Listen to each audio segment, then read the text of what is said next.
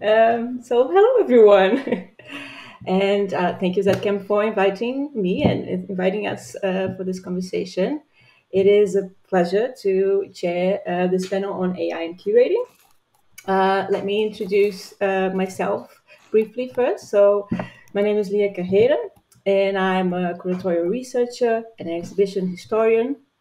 And I have worked at ZKM on a couple of projects before, going back to 2016 when I investigated a little project called Arts on Your Screen. And then I developed their thesis on experimental curatorial practices. And then later worked on a project called AI in the Arts back in 2017 and 2018. So you can see why I'm very excited to get back to this topic today and welcome three wonderful speakers to have a conversation on the state of AI and curating.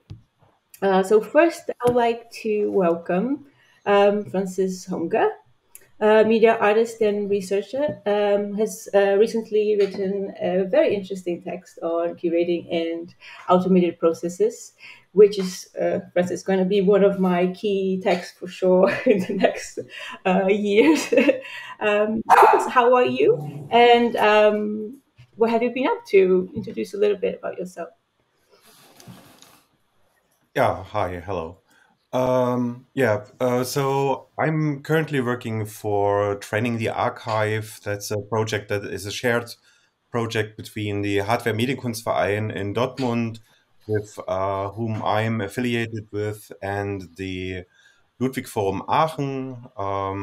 Also, there's a cooperation with the Technical University in Aachen. We are creating a software prototype, and we are writing working papers and creating a series of interviews to research the an application, a practical application, actually for using with curatorial practices, using so-called artificial intelligence, and we also aim to at the same time internally critique our own development, and we also aim to let's maybe say plainly educate publicly about certain aspects. So it's a kind of, there's a tension between an expert level and a more understandable, more general level, and I think also this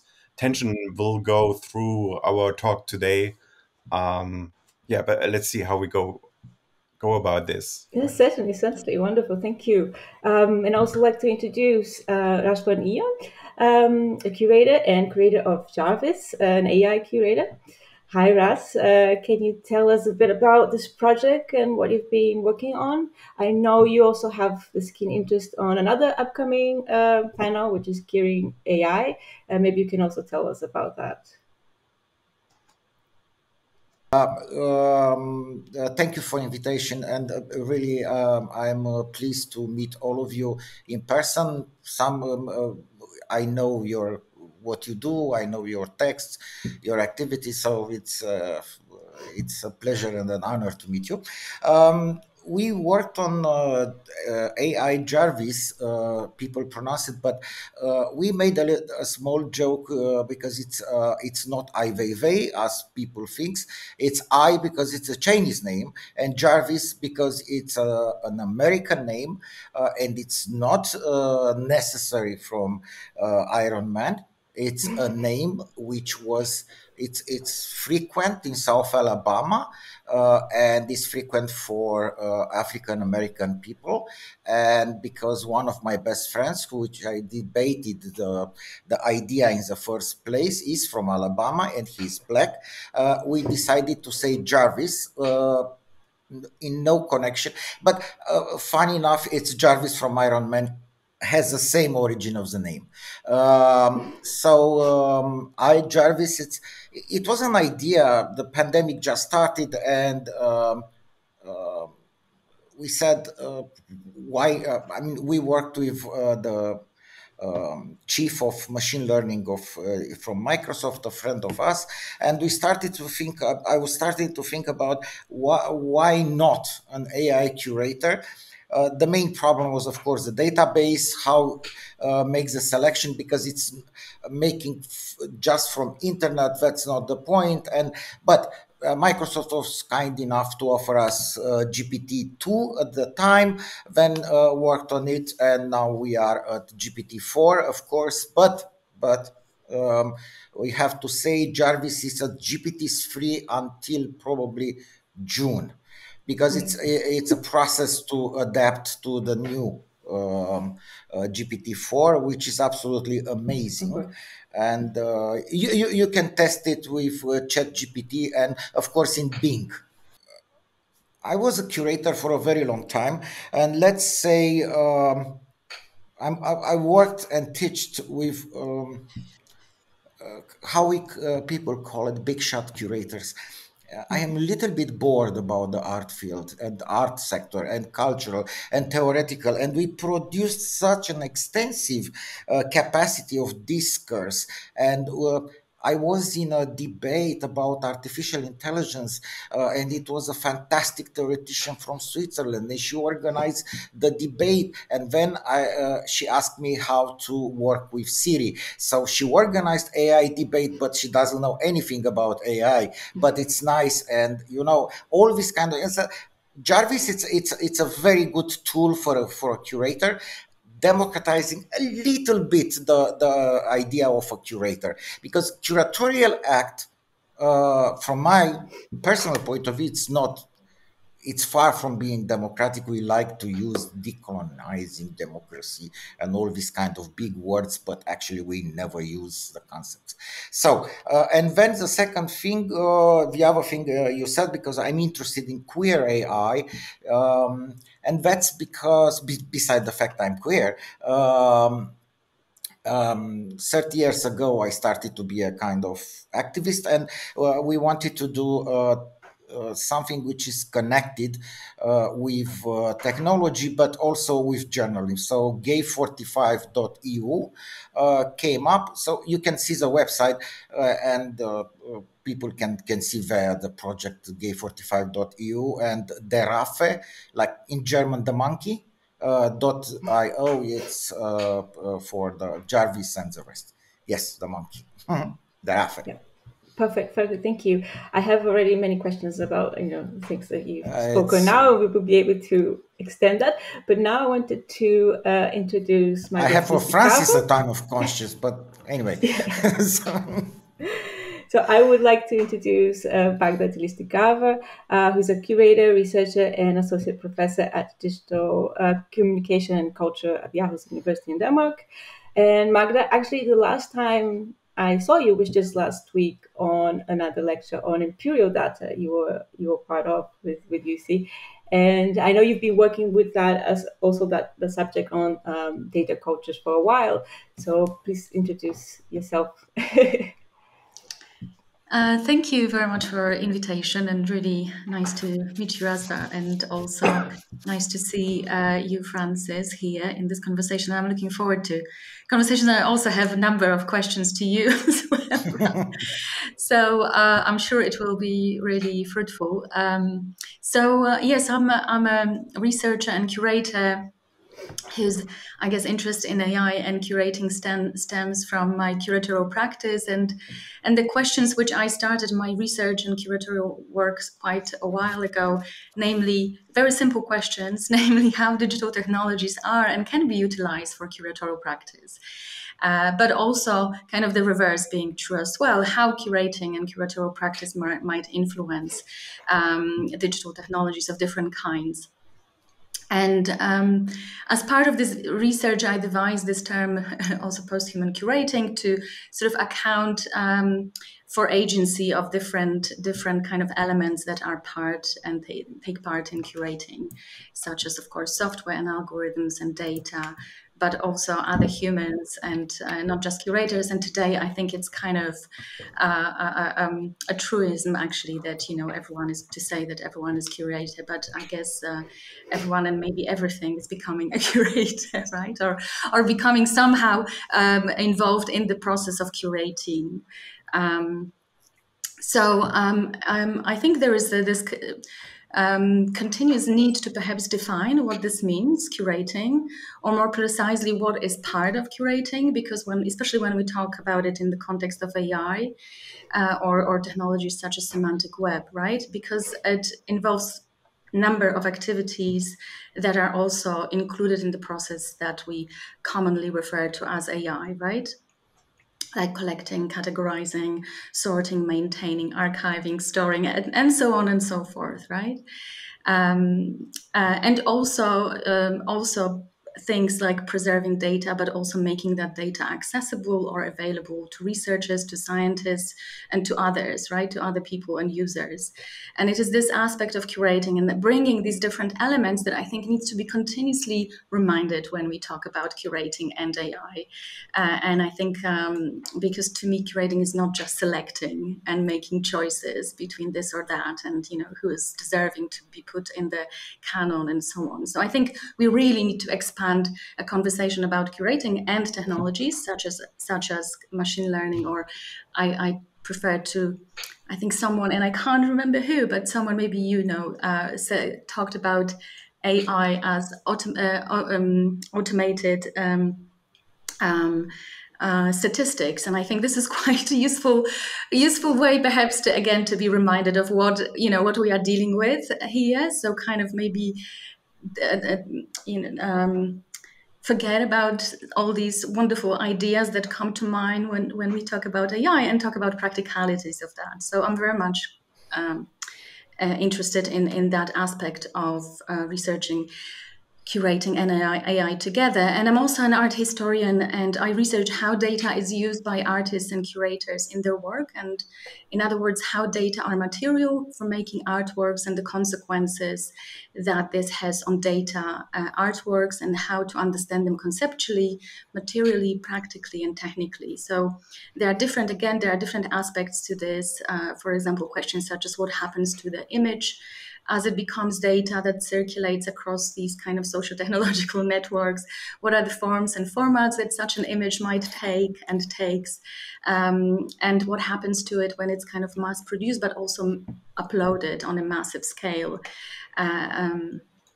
and so on and so forth. And also, I think the last, as an introduction, is that I'm a feminist educator who strives to kind of employ trans feminist values in my work as a teacher, researcher, and curator. And I think that's also quite important to my work and the way I engage with these technologies and with curating as a practice. So that would be from me as an introduction. Thank you. Amazing. Actually, I think you brought up many issues that I was hoping that we discussed today. So that's a really good introduction as well to our conversation. But first, I wanted to give a little bit of context to those that are maybe watching us later, and more or less where we are in this discussion on AI and curating. As I mentioned, I was working on this topic in 2017, 2019 at ZKM, who together with many other institutions formed a kind of like this wave, and actors of cultural sectors were bringing up the debate on AI in the arts. So we saw at that time a relatively kind of hype regarding this theme, this topic, with many institutions engaging in the conversation regarding AI usage and implications. So I wanted to contextualize this a little bit more, because 5 years have passed and a pandemic in between. So do we see ourselves in a different stage of the AI in the arts debate, or more specifically in the AI curating? For example, I know, Francis, you were discussing the concept of post-AI curating, for example. Could you maybe elaborate a little bit more on that? Yes, actually, it builds also on work done by Magda. So maybe we kind of in a ping pong can kind of go through it. So yeah, basically, post AI is just another notion for that applications, or from my perspective, software applications which use so-called artificial intelligence are already in our lives all the time, and they are around us and with us, and we don't always kind of notice them. Especially since this term artificial intelligence, and especially the notion of intelligence in this term, artificial intelligence, it kind of promises, or it does a promise, and it's a, yeah, this is another discussion, I think, also this promise. But yes, if we are thinking about using our smartphones and they detect where are faces in a picture, or we are using speech recognition, or what I'm increasingly using is automated translation into other languages or from other languages. So yeah, we are from this perspective already in a post-AI phase in a practical sense. Um, and now comes the big but, and then the big but is that this all went so fast over the past years that it still needs a lot of theoretization and reflection, and we are kind of, it's kind of a almost desperate attempt to keep on with the technical developments currently, because the capital that is being invested in these technical developments, it doesn't match up with the capital that is being invested into humanities as the field that could reflect on what's going on there. So it's a that's a very kind of hierarchic situation. I feel like as researchers, we are constantly running behind. And whenever I was able to, for instance, to write a text which I'm satisfied with, and I think it captures something, then just GPT-4 appears. And yeah, then now I am to start anew because the technology has slightly changed. And it's another condition from which the argument, of course, has to be shaped differently. Yeah, but really, I think, Magda, this would also be a interesting question to you. You didn't call it post AI, I recall, but yeah, you were talking about this human machinic interactions. Yes, I think it's important. I completely agree with you, Francis, and it's really fantastic the project that you are doing because, as you say, there is complete mismatch with support that is given to certain areas of AI, right? But also, what I think is really important and what is lacking is complete mismatch in terms of how users or how kind of audience engages with the subject, where the subject is of AI, where the subject is kind of propagated through kind of mass media, and the main narrative that kind of occupies this or carries this idea, what that technology is very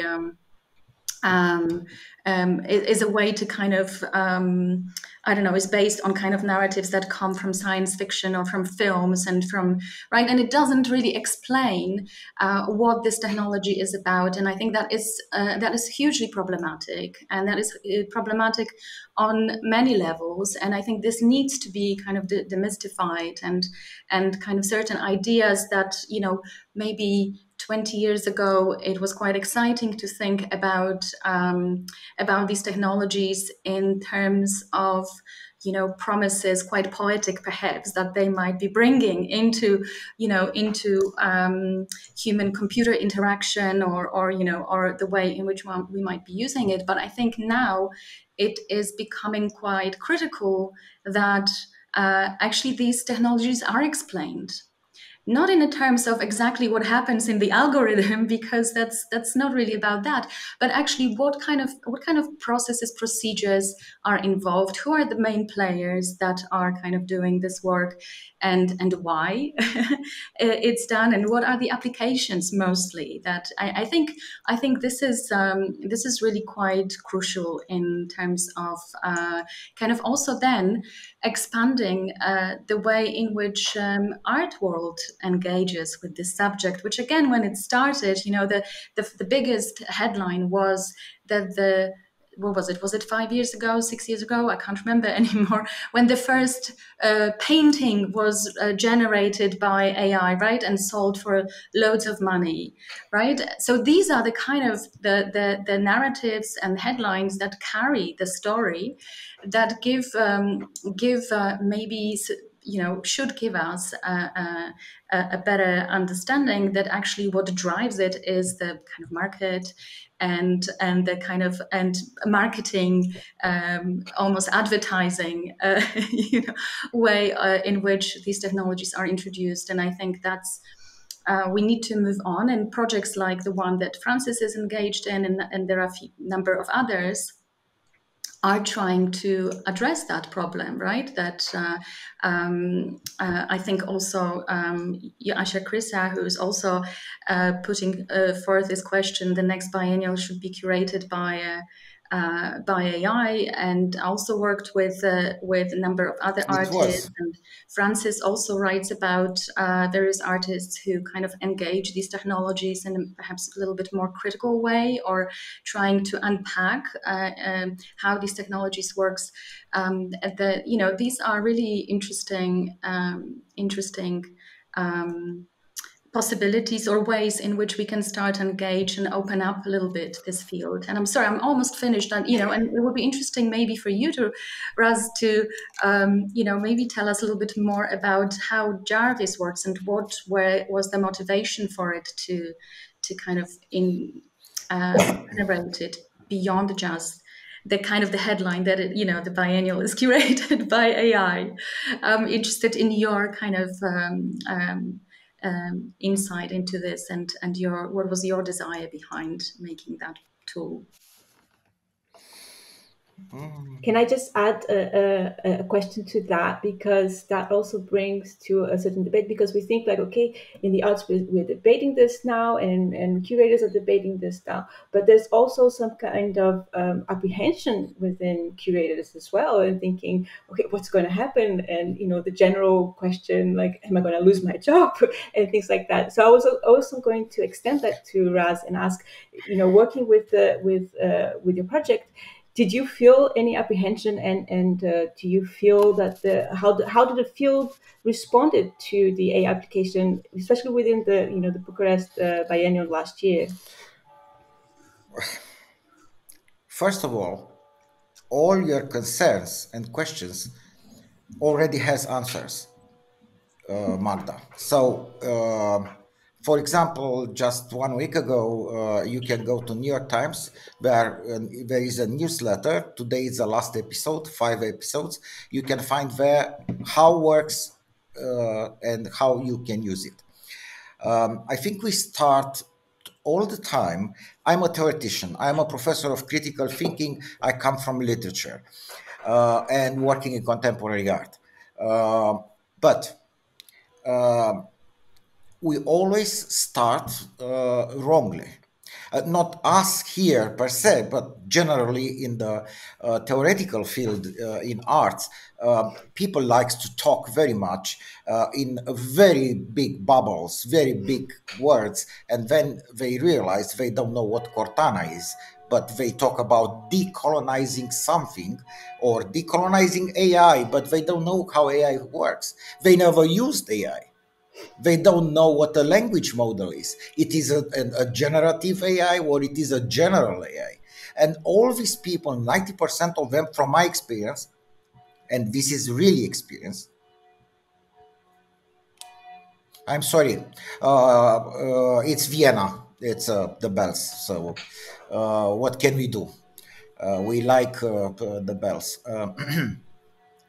So always people start the debates again, not us here.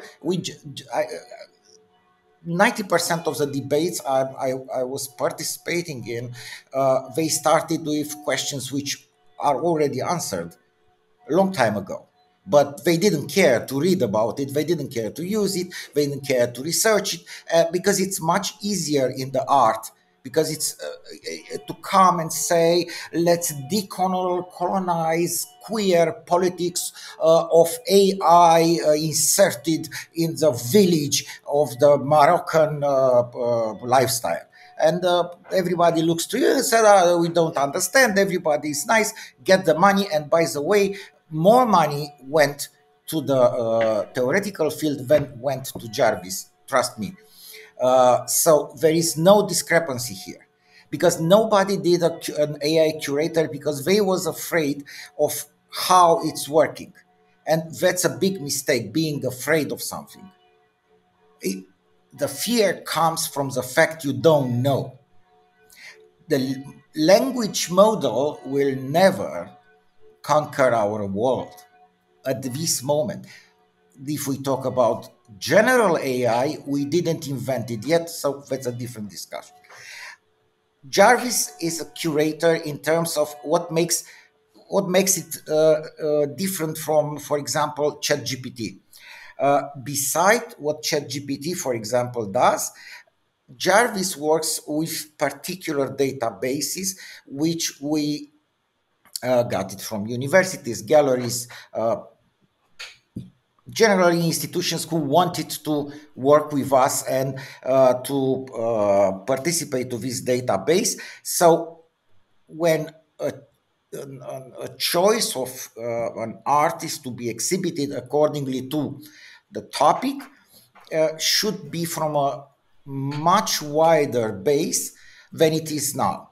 Because if you look back, all the biennials, and now I criticize myself as well, because I curated biennials, used at least mostly the same artists. And we create a kind of Beyoncé of arts. And guess what? It's about money, because they sell better with a better price. Now, it's a very interesting approach of the galleries and museums. 2 weeks ago, in the United States, of course,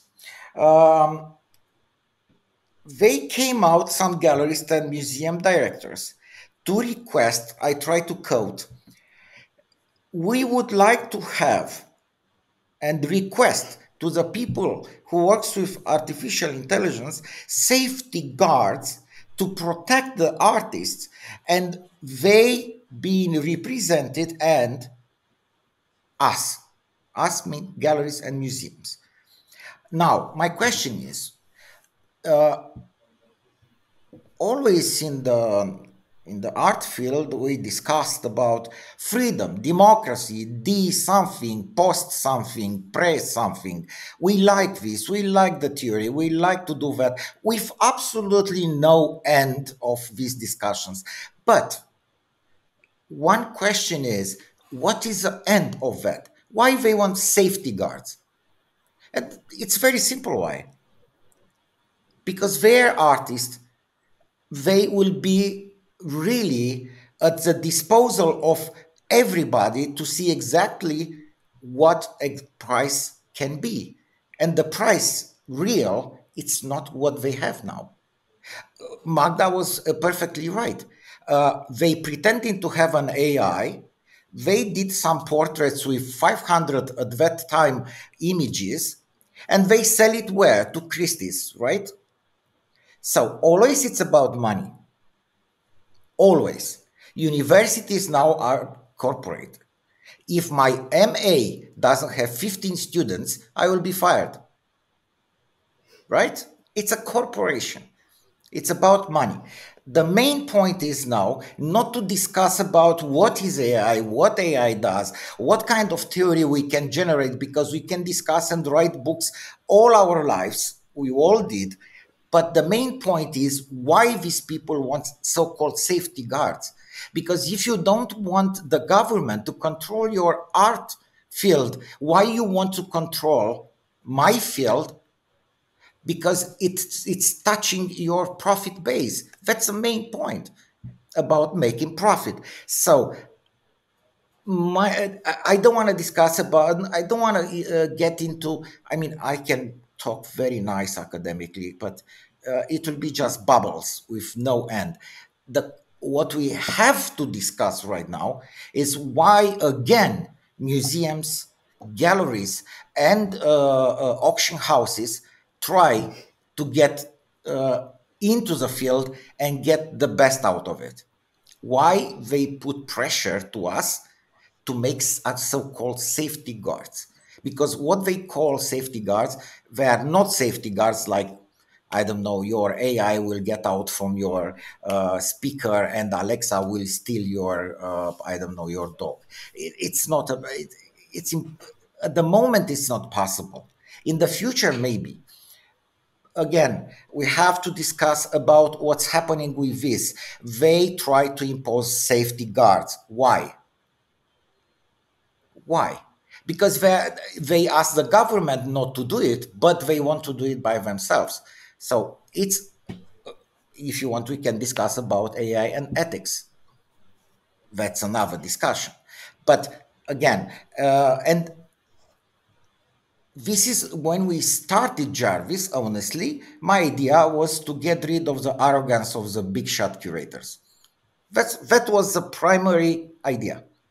I am so sick listen to them talking about things which doesn't really matter for the next generation and for what we do right now. But that's an interesting point you brought, because you talk about being having AIs, this kind of application as being more democratic in a way, and I saw a couple of other examples in the previous years as well that worked towards this concept of trying to burst the curator bubble. But then we're also going back to that question that Francis brought up in terms of in his text, and also Magda just mentioned it in the introduction, of thinking about curating and AI curating, and having selection and sorting as this main concept to describe it. So perhaps we can go back into that as well, because I think it's really important to maybe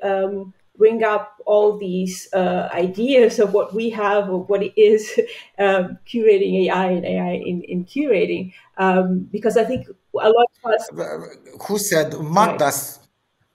No, sorry, it was a delay. Sorry for interruption. I thought you finished it. It was but Magda said everything is curated. I think you said, right? I mean, and it's correct. I mean, Jarvis was part of a festival in Miami, which was connected to the art fair of Miami called Refraction, where curator was Madonna. Just imagine that. And Jarvis was invited to talk to, actually with no one, but it's I think for God's sake, for once in my life, I want to go somewhere to talk about something people knows about, not theoretical part. If they never used and they don't know how AI works, why they talk about theoretical part? Because we talk about this since 50s. That's why I think, and I can recommend you a ton of good books. I mean, why we talk, people who talks about AI, they use AI daily. I do, daily.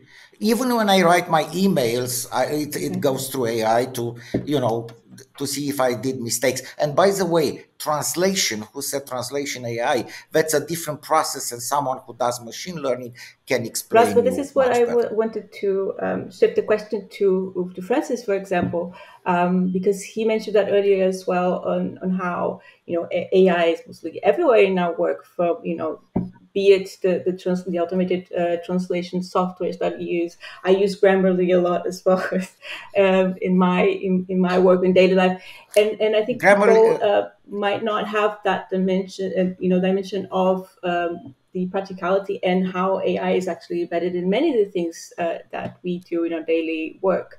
So, Francis, maybe you can address a little bit about that. Grammarly is not a look. We start from the wrong point of view. Grammarly is not an AI. DeepL is AI. We have a wrong idea. Automatization. It's not AI. AI doesn't standardize. Again, automatic means standard action, repeating the same thing. AI machine But learning. this is So what we discuss about something this is which what does we not exist. might need to discuss as well. I mean, what can we understand of AI in curating? But how we discuss about something which Rest. does not exist? AI, it's not automation. Why we talk about automation? For example, at Kunsthalle Vienna, they talked about AI. That's Fordism. What we talk about AI, it's not about automatic I'm gonna have to interrupt you a little Sorry, bit. it's not. I'm gonna have So to why interrupt we you a little bit discuss? because we have a short Sorry. time, and we also want other speakers to talk about this subject. Thank you very much for your input. Sorry. Francis, could I you apologize. maybe comment on a bit about that? Yeah, what I found interesting in the discussion that we already had was that what we are dealing with, to me, seems that we deal with phantasms of what artificial intelligence is. And so phantasms are kind of these narratives that they disguise contradictions in society intolerable to humans, and they kind of provide a kind of more consistent narration of what's going on. And in artificial intelligence, it seems it contains like multiple phantasmatic narratives. For instance, there's this fear of humans of death, and the transhumanist movement, it looks into like prolonging life, and we see this kind of narrative being developed in many science fiction movies, and then general in movies. Then the other phantasm is the AI, the artificial intelligence as the other of humankind. So I think this phantasm, it draws on people's longing to be relieved from labor. Yeah, for instance, digital assistants coordinating our schedules, or the driving of autonomous cars, and the other of humankind is also reflected in the fear that humans could be overwhelmed by machines developing a kind of super intelligence, which then this is being expressed by the questions which were already mentioned. Am I going to lose my job? Am I going to lose my job as a curator because machines are taking over? So this is a very common topic, and in this relation, then humans are positioned as a kind of the natural and the thing that exists, the primordial, and the machine is sort of the artificial, the thing to be distrusted. So this is, distrust is one thing that drives these kind of overall discussions, discourse, and the other is also desire, which is linked to these phantasms. So the desire to be free from labor, to automate everything, and of course, this makes sense in capitalist societies to look for ways out of individual wage labor and automate things, but we know how it ends up. It ends up with the amounts of time that may have been saved, not in the pockets of the workers, but of those who own the means of production. And then also, if we think about this being dominated by machines versus humans, this is kind of almost like a sadomasochistic relationship where where being submissive to the machines also means being free of responsibility, for instance, for climate change and so on. So there's there's this very thick layer, and it all the time it bounces back to us and into the discussions about what's going on. So the problem is maybe also with the notion of artificial intelligence, and maybe it's more precise to talk about other notions. And Magdalena already mentioned the automated statistics, which I like very much because it's a very anti-hype language in a way. But then the other kind of route to go would be to use more precise language, maybe even more technical terms, like really talking about, okay, we're talking here about machine learning, or what kind of technological background do we talk about? Yeah, so this, I hope this kind of answers the question. Otherwise, you have to restate It's the a bit question of a in broad another way. question, I think, but you answer very nicely. I think that addresses a lot of issues. I mean, Raz, we can't speak of all the things, you know, that we would like to in terms of this relationship between AI and curating and ethics, for example. It's a great topic. We have to kind of narrow it down a little bit. But I wanted to extend that conversation to then Magda, because before Francis also had talked about referring to your work as well, regarding the shifts as well of our understanding in terms of curating. So he asked previously which concept of curating art remains when we describe this expansion of the curatorial and reconfigurations of human subjectivity in the digital platform. So this is kind of referencing to some of the discussions you've been holding as well. Yeah, no, thank you for that. Yeah, so in my research into curating, what became clear to me is that perhaps, and I might be making big claims, but I'll go with them anyway, is that curating is a good way to engage with these technological changes that happen, that are so massive, because in fact what curating is, and how I started my research into curating, is to think about it, how it is about management and organizing, and specifically in that context is about managing data, right, and organizing data and thinking. So I'm really trying to think very practically about that, while at the same time to include and think about, what are the kind of theoretical or kind of subjective implications of the fact that we are, as humans, engaging with our machines and engaging in a way that is very effective, in a sense that it captures our attention, that it creates this kind of space where the cyberspace from the start was considered as this kind of space where we can be able to identify as whoever we are, right? That it will create a space of possibilities that will not, will be unconstrained, basically. And I think these ideas, to a degree, they are still there. They're because it is such a wonderful space to enter, and actually AI.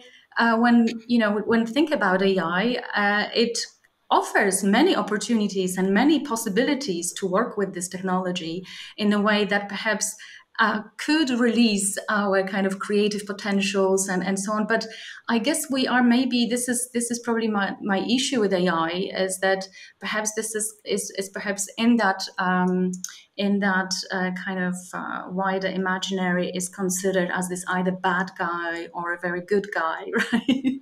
Rather than tool. It's simply a tool, right? Not simply, because it's very, it has its history, this tool. It's a historical subject as well as a kind of tool and technique and technology, and I think that's kind of it's really quite important to me to bring that into the conversation about AI, right? How this as a tool it can be utilized, right? And when we utilize it for curating, what specific elements of curating are we kind of automating or using this tool for, right?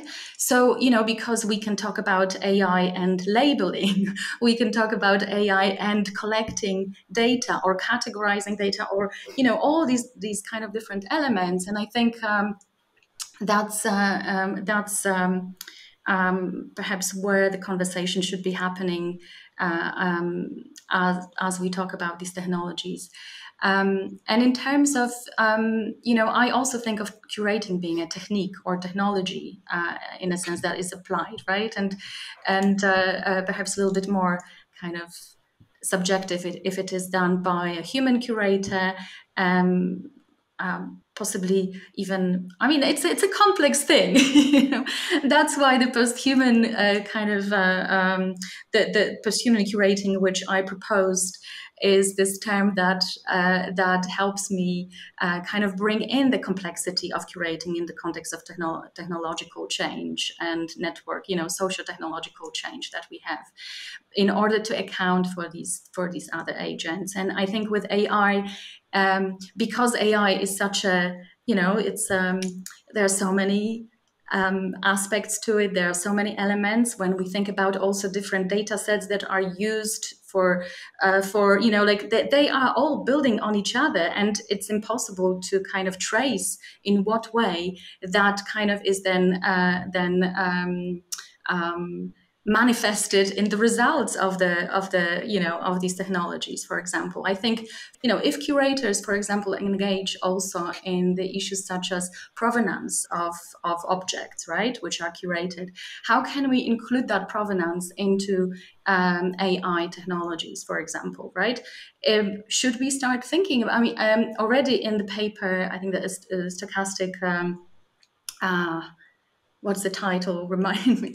By Emily Bender and Timothy Gabru and a couple of other people, stochastic parrots and something. Sorry, we should probably bring that later in the edit. They talk about building on data sheets for data set, right? So they talk about the fact that there is a need to curate these technologies, and that not only data sets, but actually what happens when these data sets are applied for these technologies. And I think perhaps we should actually, and it's not to kind of stop people, but in order for us to also be able to think with these technologies in a way that perhaps the questions that a lot of people have about AI, so appropriation of other people's work and a number of other things, not just automation of work, but also kind of stealing that work and use it without agreements with people whose work or faces are used for these technologies. I think these are quite serious issues to discuss, and I think, when I started my research, I also started with this sort of why curators have so much power, right? Let's unpack that power. But we really need to unpack it beyond just being angry with curators that they have some power, because it's not just curators that have power there, right? There's at different stages when this technology is developed, different people have different power. And, they are, computer scientists who also have power in developing that, right? Because they have this particular understanding of there are people who compile the data set or companies that crawl the web and pull data to put into data set that is then used for develop. So I think there are, these are complex things, and we shouldn't just kind of get angry about it. We should actually get angry and do something about it, but is actually that brings in a constructive change, and that takes into account voices of those who feel disempowered by this technology, or who feel that their kind of agency is taken away. The fact that we can do so much with it doesn't necessarily mean that we have to do it all. That's a great point. And then that brings me to wrapping kind of discussion, because we're running out of time. I'm sorry.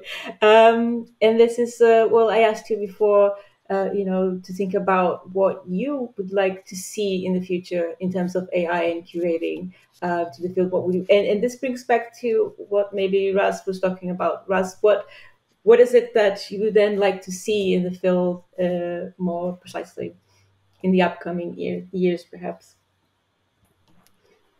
I mean, I work with AI.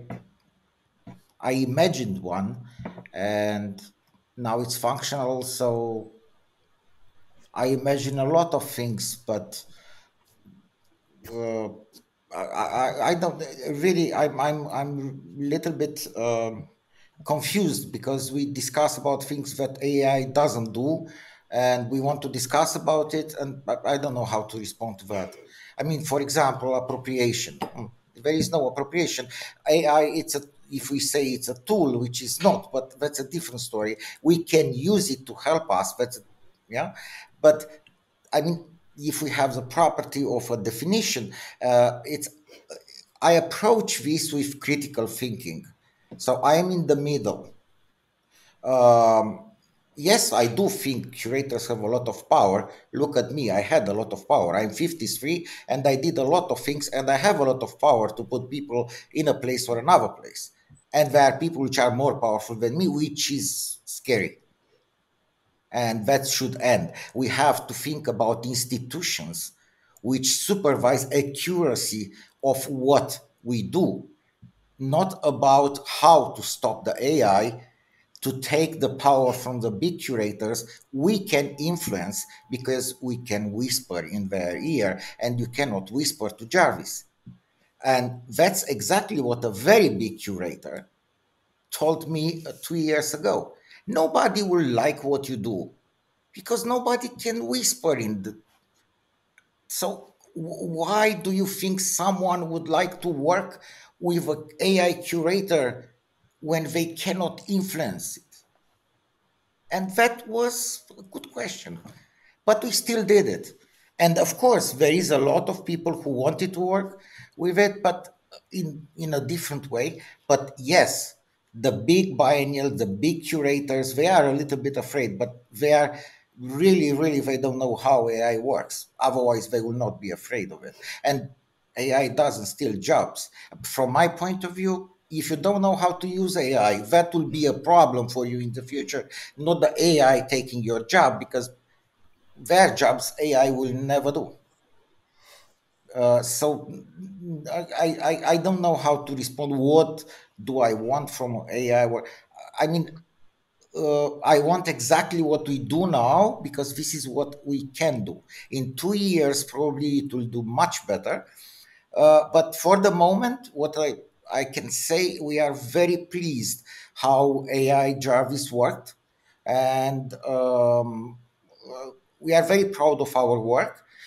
In the art field, 99.99 people doesn't want to work with an AI curator, except that AI curator works with a human curator appointed by them, not independent. So we go back to the discussion, do we like to have this phantasma of the right and correct ethics of working with AI, but we don't have ethics and we don't have a correct relation between us in the art field. So before getting to AI, we have to get into ourselves. And trust me, if you want to work with Jarvis, it will be fine. And there is absolutely no appropriation of, no copyright of, nothing. That is appropriation of the humans who work with the AI. That's a perfectly good answer. Because to the question. Copyright appropriation is also when you search with Google. Yeah. It's the same. That's a perfectly good answer for my question. And then I also extend that to Francis and Magda for concluding remarks, perhaps, and if there's any other questions that you would like to propose to each other. Yeah, I maybe before the concluding remarks, I would extend a little bit on what is kind of the future for training the archive and the prototype, the creators machine that we are developing. So currently we are in a stage that we are close to finishing the software. We have accompanied this process of creating the software with our working papers, which in detail explain how it works and also which problems it has. And I think this detailed explanations that work both on a technological level, but also on a level of, let's say, techno critique, they are very necessary in these kinds of projects. And yeah, I'm looking forward that this also develops some sort of impact later on with other projects. So for us, the near future means create a very good documentation. This is kind of still, we are working on that.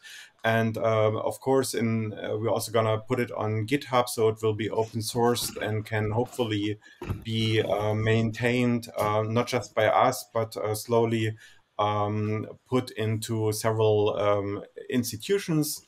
The other thing is that what we are experiencing right now with the Curators machine, that for the future we need more interoperability on a European level regarding data sets. So the problem that we are facing now is that because there's an import function for data sets. And then if you begin to combine data sets of different institutions, let's say different museum collections, then there's a lot of work involved in kind of synchronizing them or making them available to the same statistical data space that can be then explored with our explorative tool. So yeah, on a practical level, we are now developing tools that go beyond list making with Excel, which I think is one of the most important curatorial tools if you think about tools. And I think that's exciting. Thank you. Magda, anything to add? No, I think the only thing perhaps that I would say is maybe not predicting what AI is going to develop into, but I think maybe recognition of AI being part, or thinking about AI as a kind of ecology or environment of, where, and I think that work that Francis was talking about shows that, right? That there is a kind of a way to process this data that we kind of often refer to as AI, right? So kind of including these models that organize this data in a particular way. But then also there is collecting this data and different people that are involved in that, and different institutions and how they are involved in that. And also what you mentioned, Francis, about this necessity of how do we think about kind of standardizing certain aspects of that so that, things can talk to each other and can be interchangeable or can operate in different contexts, right? Or used by different institutions. And I'm really curious to see how Jarvis actually works and what it does in terms of, which kind of aspect of curatorial work does it sort of take over, as it were, not in a negative sense of this word, but actually, where does it engage with the curatorial practice? That would be quite interesting for me to see, and I'm looking forward to perhaps having that opportunity at some point. But yes, I think that's what's interesting. The fact that it is a kind of that there is a human-machine relation continuously, and I think perhaps reflecting a little bit more on that and showing the complexity of that as these tools. I will continue using that word for now. As they develop, I think that's quite important. Just 1 minute. At the Bucharest Biennale, we had George, which is the first financial, the first intelligent banking, let's say. Okay,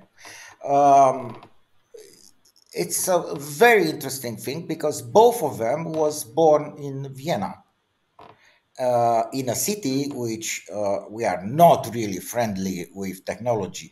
I mean, Germany, maybe. Denmark, yes, it's far away. But we are not. We are so far from. But we develop tools, okay, let's say like Magda, which are not used in Austria, but abroad. Because it's, we are not so keen on modern things. What I wanted to say is, it was very interesting, that experience. The press conference is recorded on the web. It was a shock for me, and I mean, and also our chief executive, and for the people from Erste Bank, because when they define themselves, they define with a code which we didn't do any. So they started to learn from each other, which was a little bit scary. I agree, but that's it. Don't. It will not be. Doesn't mean they will steal from your pocket. What I wanted to say, it's also spectacular for the next generation. We use Jarvis with a physical presence because people doesn't. I mean, 3 years ago, now you understand what a language model is. But if I told, I will tell, I would have told you 3 years ago about the language model and AI, you wouldn't talk to me. You would have sent me to psychiatrical ward. But now people understand since ChatGPT. Anyway, the fact is we have also a hologram, which, because it's a language model, doesn't have a voice, doesn't have audio, but we need it to make it to be perceived. You don't imagine how many people, how many young people, Gen Z especially, because we work with them especially, they come to the exhibitions and to this kind of events. It's quite interesting how they are open to this type of interaction with arts, and you can, from there you can drive them to where you want, you know, to get them back from TikTok to a book. And you know, funny enough, you can take this generation back to a book through technology, not via, not it's a very interesting thing, and we experience it. Yeah. Right. Sorry, No, I thank just you, wanted thank to you. say this because you had this question in your email, and I think it was radically important about public, because we can talk to each other and we are all smart and nice, but at the end we want to reach Exactly. the public. We want to provoke a change. This is what we want with art, right?